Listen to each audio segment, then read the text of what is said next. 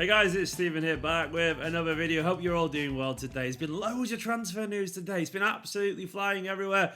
And as ever, I want to say thank you to OneFootball for sponsoring this channel for the month of June. Go and download it. It's really good. It's where, honestly, I'm sat there at work and there. And I hear that buzz and I'm like, what's that? So pick up my phone. I see a little notification. It's like what's on the screen here now. And I see that Cancelo could be just getting closer. Or Rodri apparently has told Atletico that he wants to leave. And it's really nice. And there's loads of good stats and all that. So go download it. It's free. It's class. And I recommend it. Go download it. It's really good. I promise you. But today we're talking about transfers. Actually, quickly as well, by the way. Top comment, quick plug. I'm really pushing my Facebook page, facebook.com/Esteemed Kompany. Go and give it a like. I'm making loads of updates and news and all that kind of stuff, and there'll be a good, hopefully, vibrant community eventually when it gets going. So go and like my Facebook page as well. Please. Cheers. Yeah, but today we're going to be talking about Rodri a little bit, Angelino, and Cancelo a little bit. Because there's loads of stuff going on, isn't it? It's really, really nice. It looks like we could be having a pretty good transfer window if these things come off. Now, obviously, there's loads of caveats that could potentially stop this from happening. But as it stands, I'm a very happy man. Rodri's really gone through the motions today. It's gone a lot hotter, this transfer, potentially. With Rodri, allegedly, according to a lot of very reputable journalists, Romano's been on it, Sam Lee said as well that Rodri's told Atletico that he will be leaving. And this has been backed up by the fact that Marcos Llorente is about to go to Leti. It's pretty much done for around 40 million euros. He's clearly the replacement for Rodri, a guy who wants to leave. And this really excites me because he's the kind of player that we genuinely need. Now, there obviously are some competitors for his signature. Bayern Munich want him, and understandably he fits the profile, the kind of player, fits the profile of kind of signing that most big clubs in Europe want to make. But he wants the pet factor, allegedly. Now, according to other rumours, I think it was Sam, once again, Sam Lee posted it. He actually spoke to Rodri a few days ago. Guardiola rang him, so that could obviously have helped persuaded him as well.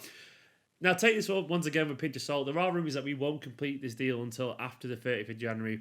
Some people have said that's because of when the Spanish transfer window opens, all that kind of stuff, which I'm not sure about. Someone have to explain that to me because Real Madrid are signing everyone left, right, centre at the moment. It also could be to do with the Puma thing. We won't be announcing our new kit provider until the 1st of July. Excuse me.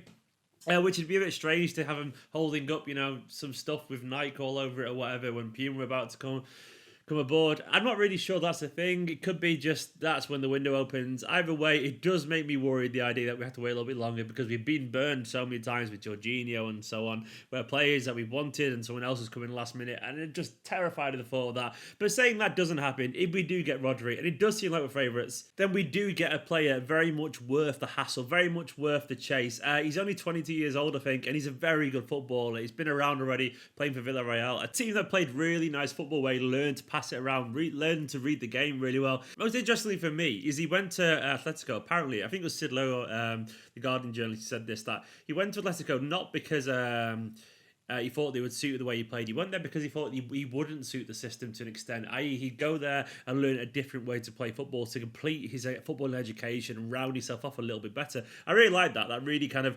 understanding of what he lacked. And he thought that Simeone and Atletico's system would really kind of refine his rough edges defensively. And it's a very sound argument. Simeone, for all his flaws and for all his strengths, of course, he's a very good manager. He's not known for his attacking flair, but defensively, no one can deny that Simeone's teams are organised. No one can deny that he doesn't know how to teach his defenders how to defend. And as a defensive midfielder for them, Rodri has learned absolutely loads, no doubt. He's been very good. A lot of Spanish journalists, a lot of very keen followers of La Liga would say that Rodri is the heir apparent to Busquets. If not that, he's been better than him already. Very similar playing styles, both tall, both got that long stride, both read the game exceptionally well, both very capable of passing absolutely beautifully. Rodri's maybe not quite as refined on the passing front as Busquets is, but then again, he's only young. Why would he be?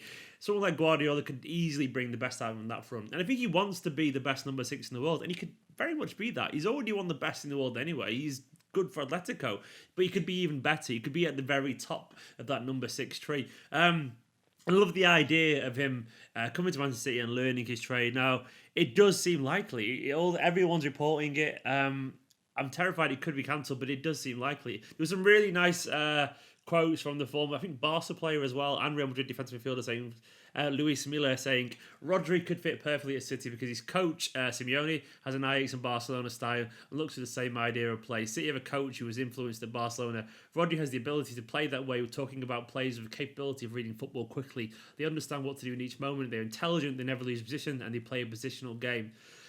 Excuse me, got a bit of a cough today.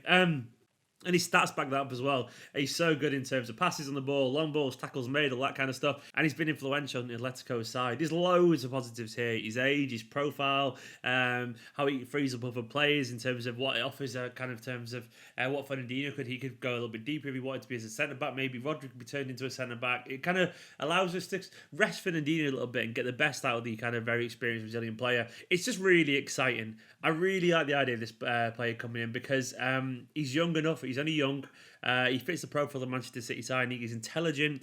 He could be the ultimate Guardiola number 6. Someone that we could really rely on to be not only a bit of a beast physically, because he is a big lad. Once he gets up to scratch in the Premier League, if he does come, I'm sure he'd be totally fine physically. He also has that reading of the game that Guardiola loves. Hopefully this will happen. It looks very promising. And also Angelino, there was loads of stuff going around today. He didn't report to PSV pre-season training, which is absolutely fascinating. I'm not sure why he's starting this early. Something like that. Anyway, there was some training today that PSV were meant to have, and he didn't report to there. The rumours are going around that he's in Manchester to complete his move and all that kind of stuff. Once again, as I said in yesterday's video, go watch that if you want 10 minutes of Angelino talk. I'm really excited by this. It's an absolute no-brainer for me.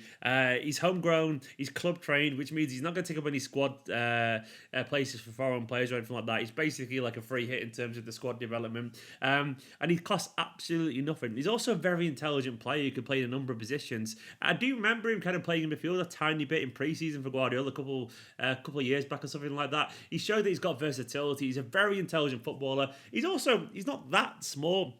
A lot of people have made a big deal about how small he is. Yes, he's not tall. He's not going to solve our height problems. But like Andy Robertson, and whether we like to admit it or not, he's fantastic. Probably the best left back in the world last season, Robertson. He's only like 1 inch taller than him, you know? So like, it's not like there's this massive difference. Angelino is a terrier. He's bullish. He's quite stocky as well. He's never going to be great in the air. But in terms of getting forward and energy and dynamism, there's nothing to say that he couldn't do what Andy Robertson did as well. So many assists. He created more accurate crosses from open play than any other player in the Eredivisie last season. That's 51. He's so good at getting forward, and he can be very much a modern answer to the fullback role that Guardiola loves. You don't think of great crosses when you think of Man City's fullbacks at the moment. Well, obviously Mendy can. Zinchenko's not really known for his crossing. Walker isn't. Danilo can a little bit, but not much. Someone who as accurate and as dynamic as Angelino to me would be fantastic. I also love the idea of what it means for Manchester City's academy and what it means for our transfer record and what it means in terms of PR. Like I said it in yesterday's video. I'm going to watch that once again. I've mentioned it before.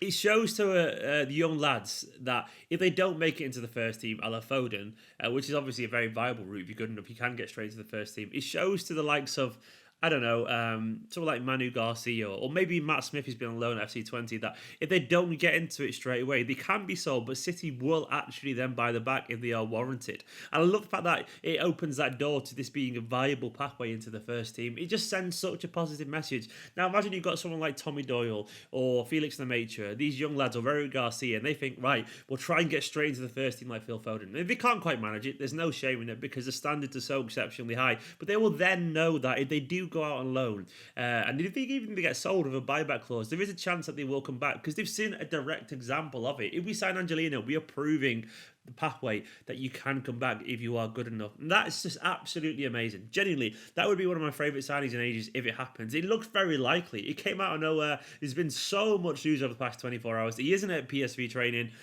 It looks like it's going to happen. It's a no-brainer. He's a good footballer. Yes, he doesn't solve the height problem, but the height problem isn't on him to solve individually. Rodri coming in would help that, and maybe a centre-back as well.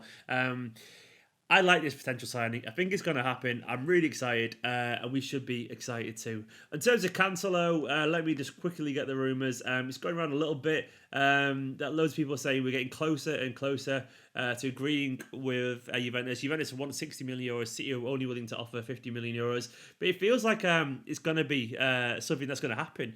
And all of a sudden, we've got potentially Angelino, Cancelo, Rodri for like 100 million or something like that, around that. And that seems like a really, really good deal as far as I'm concerned. Loads of people are reporting the Cancelo thing. Romeo Gresti, James Ducker, the Telegraph reporting as well. It's getting very, very close. And people reckon it'll be around about 45 million or something like that. Romeo Gresti said City and Juve are working to reach an agreement. A new contract expected in the coming days. This was yesterday. He said that. It's probably gonna happen. The one thing I like about Cancelo, he's not actually the smallest. He's about 5'11", 6 foot or something like that. So if we do end up having a smaller fullback on one side in terms of Zinchenko, or maybe Zinchenko or Angelino, he adds a little bit of height on the right hand side as well. Obviously Walker's about 5'10" as well, something like that. So he's about a similar height. But in general, he's quite a physical player, Cancelo. He's not the biggest, but he's definitely not the smallest either. He's more than good enough physically for the Premier League.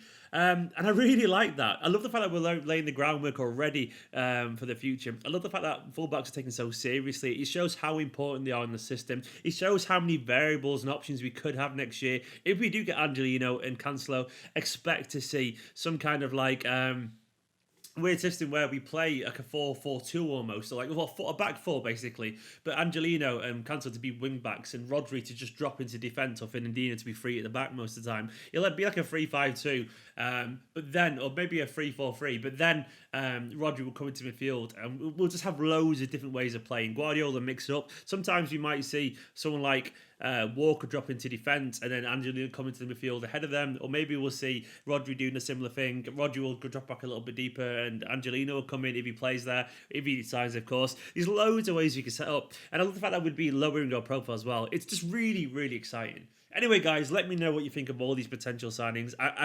It'd be a great summer if we got those three, in my opinion. Anything else would be the icing on the cake, because that's all we really need at the moment. It's really exciting. As ever, thank you to all these people scrolling down. These are my patrons, patreon.com/Esteemed Company if you want to get involved. Go check out my Facebook page, as I said, it's in the top comment below. Go and download One Football. Give this video a like and a comment, and I'll see you very, very soon.